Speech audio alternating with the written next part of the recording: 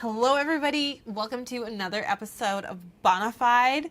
I am sitting here crunching some numbers because today we are doing a budget episode. I'm Karin Bohn, the founder and creative director at House of Bohn. I've been in the design industry for over 10 years.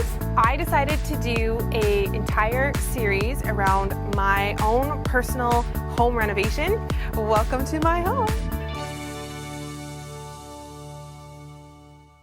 I have talked to you guys for so long and promised you guys that I was going to do a budget episode, so today's the day. Let me know if you like this kind of episode. Make sure you give me a thumbs up, and if you aren't subscribed to my channel, make sure you do that because there's tons of exciting stuff that's happening with BOHNAFIDE, and you don't want to miss all the other great stuff that's happening on the channel. To give you guys an update, I had mentioned to you guys that the size of my townhouse is 1,400 square feet, so I had figured that about $150,000 was realistic for the renovation. So the number that I'm working with right now, after budgeting this, going through some different contractors, I am now looking at $236,000.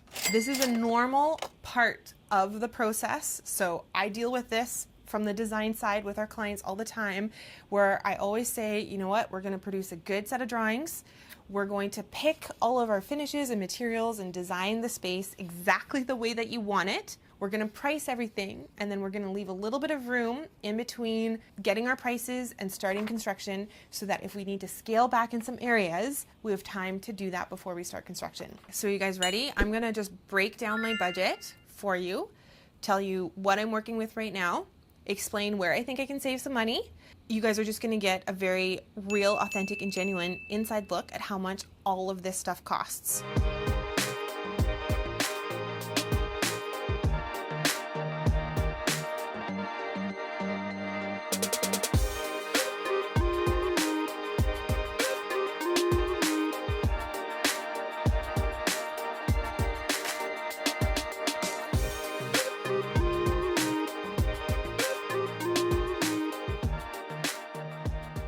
To start off, I always make an allowance for general requirements. Things like the structural engineer. He's costing me $1,200 to produce plans. The reason the structural engineer is important is because I'm completely opening up my kitchen and I need to make sure that the structure stays integral to the space. And then my building permit alone is costing me $800. So before I even get started, I'm already $2,000 coming out of the gates. Next, I've got a category which I call site work. For demolition, I'm carrying an allowance right now of about $8,000 for all the demo that has to happen.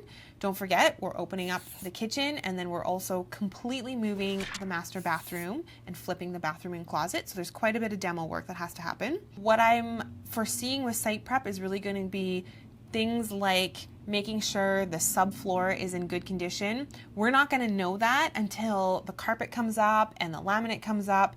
If it's not in really good condition, then at least I'm carrying an allowance of about $2,500 to lay the subfloor. And then I'm also carrying a $2,500 allowance for insulation.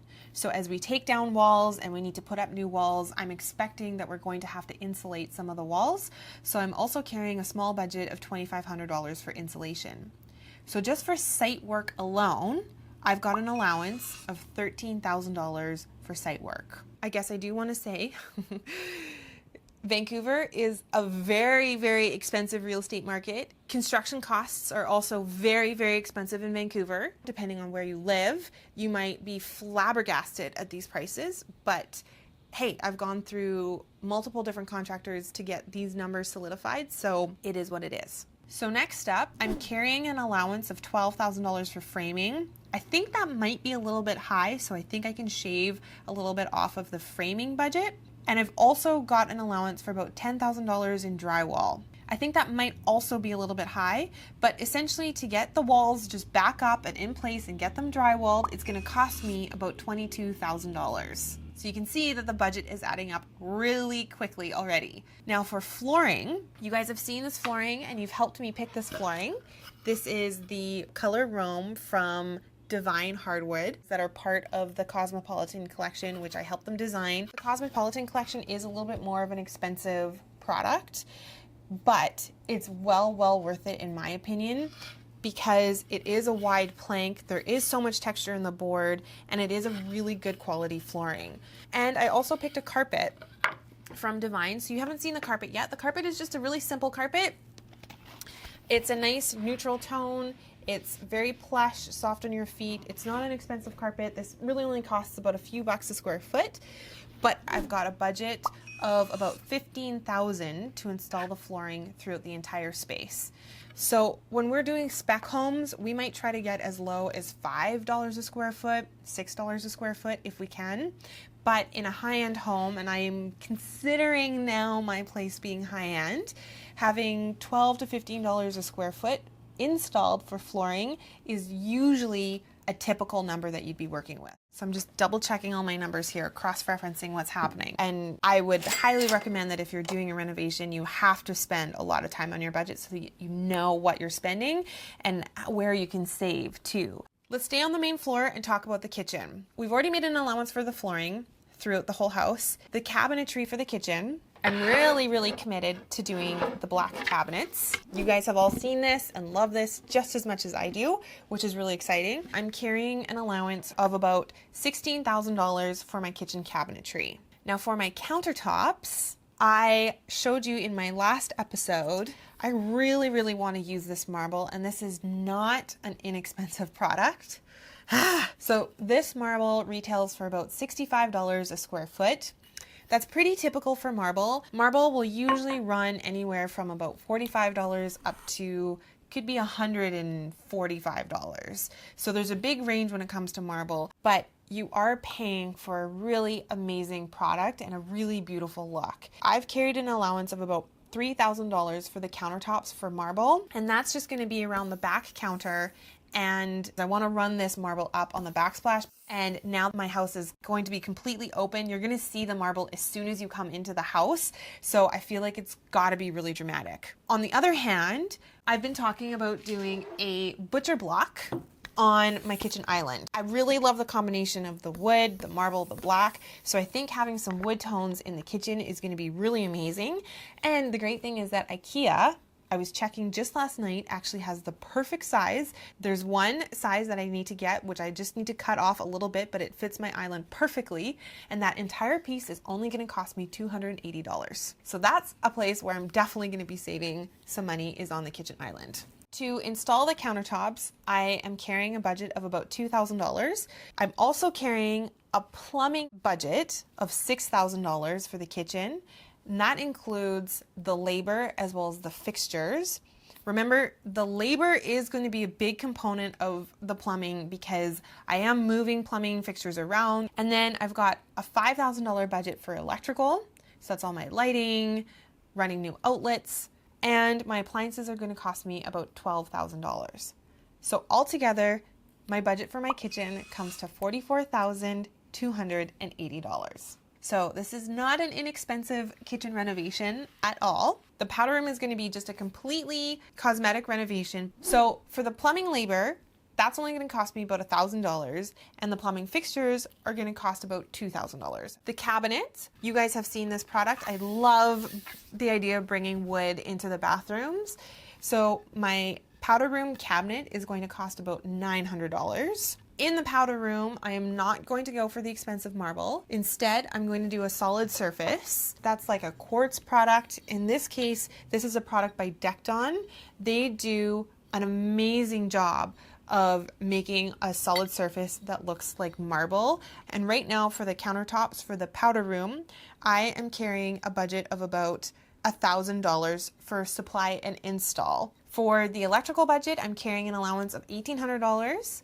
For the new tile that's going on the floor, I haven't fully committed to the tile. So something like this, a black and white pattern tile, I'm carrying an allowance of about $1,000. It's only about 25 square feet, so not a lot of space. And then for the wallpaper, I haven't actually priced the wallpaper yet, but I'm carrying an allowance of $4,000. I just wanted to make sure that I had an adequate allowance because we are doing a custom print and I still have to quote the labor. So I wanted to make sure that I had enough in here instead of going over budget later. So altogether, my powder room budget is looking like it's $11,700 for the renovation. Okay, you guys, so let's go upstairs and talk about the master bathroom. So there's quite a bit of plumbing work to do in the master bathroom, and that is actually where I've made the biggest allowance. I'm carrying about $6,000 for my plumbing labor, and then I'm carrying another $12,000 for bathroom fixtures. That might sound like a lot of money, but don't forget there is going to be a bathtub, a sink, faucets, toilet, and shower fixtures. The cabinets upstairs are going to be the same walnut millwork. You guys don't know this yet, but I think I am going to go with walnut upstairs because I love the idea that the wood feels a little retro and vintage and a little 70s, and that's just my vibe. That's just my vibe. So I'm carrying an allowance of about $2,000 for the vanity upstairs, which isn't that bad. I'm also carrying an allowance of $1,500 for the countertop in the master bathroom, and I've got an allowance of about $800 to install the countertop. What I haven't done yet is priced out the tile, but what I would like to do is continue the decked on product into my master bathroom so that there's consistency in all of the bathrooms for my floors and hopefully my walls. I do carry an allowance though of $4,000 to install the tile. So this one might be adding a little bit of money to my budget. For electrical, I've got a budget of $3,500, and then to frame my walk-in shower and the glass enclosure that's going to go around the walk-in shower, I've got a budget of about $3,000. So again, altogether, the master bathroom is going to cost about $32,800 to renovate. That sounds like a lot of money. Don't worry. It does. As I'm listening, I'm like, holy crap. It's insane. It is insane. It's insane. Yeah, I know. It's nuts. So staying upstairs, the guest bathroom. My plumbing fixtures are about $6,500. There's also going to be a faucet, a sink, a walk-in shower, and a new toilet. So I think my budget of $6,500 for plumbing fixtures is pretty reasonable because we're not moving any plumbing. This is just going to be a cosmetic renovation. So I also think my budget of $2,500 for the plumbing labor should also be reasonable. For the cabinets, I'm going to stick with the walnut cabinet upstairs, and I'm running an allowance of about $1,800 for the cabinet. And then similar to the powder room downstairs, I'm going to use the decked on marble looking product for the countertop. I'm running an allowance of about $1,000 to supply and install that countertop as well. For the electrical, I'm carrying an allowance of about $2,500. This is just a purely cosmetic renovation in the guest bathroom.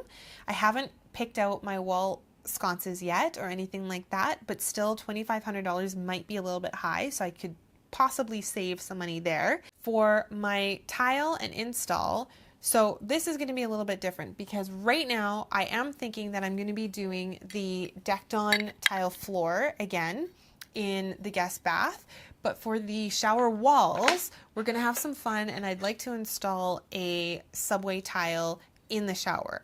So the guest bath is just going to feel a little bit more playful and fun, and right now I'm carrying an allowance of about $4,000 for all the tile and the installation. And then last but not least, I'm carrying an allowance of $3,000 again for the walk-in shower and the glass doors. So altogether, my guest bath, the renovation budget is coming out at $21,300. Whew, okay, you guys still with me because there's still more to come. The remaining millwork throughout the house, I've talked about the kitchen, the powder room, the master bathroom, and the guest bath. But you guys have seen that there's also millwork going in the guest room because I'm going to do a bunch of built-ins in the guest room. That's going to be fairly simple millwork. It's just going to be painted out white or a white melamine product, like a white laminate product. But what I am doing is carrying an allowance of $6,500 for that big built-in millwork piece. The other millwork going in the house is going to be all the closet organizers. I've got quite a few closets because I did want to make sure that I had lots of storage in my home. So I'm also carrying about $6,500 as an allowance for that millwork. So altogether, the millwork that's outside of those main rooms is going to cost me about $13,000. In my electrical budget, I wanted to make sure that I had enough lighting going into places like the master bedroom, the living room, the dining room. So I'm carrying an extra $5,000 in my budget for electrical. I'm also carrying a $5,000 budget for decorative lighting. So that would be things like the chandelier that's going above the dining room table. It would be the sconces that are going in the bathrooms. I might even put a chandelier in the bedroom, as long as I don't go way over budget. So this is an element that's going to be all over the house. I'm 100% sure that I'm going to use metery for all my finished carpentry, and that's things like baseboards, casings, window trim, door casings, and my doors. I haven't completely picked the products that I want to use yet, although I do have an idea of what I want to use. And I am going to do something like a really nice tall baseboard throughout the home and a really thick door casing, because I think that having really big, beautiful casings with a lot of detail just really elevates your home. Right now, I'm carrying an allowance of $10,000 for all the finished carpentry. So that's all the material plus all new doors. And I'm also carrying an allowance of $6,000 for the install and the labor. Hoping I can save a little bit of money there. But right now, that's the budget that I have. For all my paint, so supply and install, I'm carrying a budget of $6,500. And then my fireplace, which is going to be another piece that I'm moving, flipping, framing. So this isn't a cheap move. The gas permit and fitting, I've got an allowance of $2,500. The fireplace insert itself, I'm carrying an allowance of $5,000. And for the fireplace surround, which I would love to do in the pink marble, I'm not 100% sure I can afford it, but right now I'm carrying an allowance of $4,000. So altogether, my fireplace is costing about $11,500. And last but not least, I've made an allowance for things like hardware. So that would be cabinet hardware, door hardware, hardware in the kitchen. I haven't accounted for that yet, so I've got an allowance of $2,500 for hardware. And then I put an allowance of $15,000 for a contingency fund, because whenever you're doing a renovation, you might find something that you just did not expect, and you want to make sure that you've got a contingency built into your budget so that you're not going over budget for that contingency, but you've actually budgeted in, and that you've got that money in case you need it. So altogether, when you add up all of those numbers, the entire renovation is currently budgeted at $236,580. That's a lot. That's a lot. I really wanted to get as close to $150,000 as I possibly could, especially considering the fact that Chris and I probably aren't going to be living in this place for forever. So next steps from here, what I'm going to do now that I've got a really good idea at what the design looks like, how the budget is coming out, what I'm going to do is make sure that I solidify all my trades, secure the contractor that I want to work with, and reevaluate some of the finishes. I would love to hear from you guys where you think that I should save and where I should splurge. I think right now what's costing the most is all of the millwork, the black shaker cabinets, and all of the walnut. The other place that's really expensive is all the countertops. The pink stone marble, it is very expensive, and the floor. So even though that this is my design, it's not an inexpensive product. I'd love to hear from you guys what you think I should absolutely keep, if it's the floor, the countertops, or the millwork. Give me a thumbs up if you like the episode. Don't forget to subscribe if you're not subscribed to my channel. We are starting construction in only a few weeks, so there's so much more to come over the next little while. You're going to see this whole thing come together. I'm so excited. Thank you so much for watching, and I'll see you again soon, hopefully with a better budget. Bye for now.